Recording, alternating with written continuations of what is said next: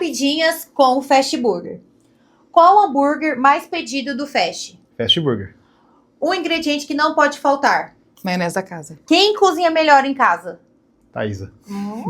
Quem tem mais ideias doidas para o cardápio? Hoje Eu. Se pudesse jantar com qualquer pessoa do mundo, quem seria? Marlon Brando.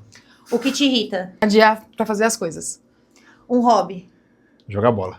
Se tivesse que comer só um hambúrguer pelo resto da sua vida, qual seria? Fast burger. Ketchup ou maionese? Maionese. Vai acabar o casamento se ele continuar tendo ideias à noite? Talvez.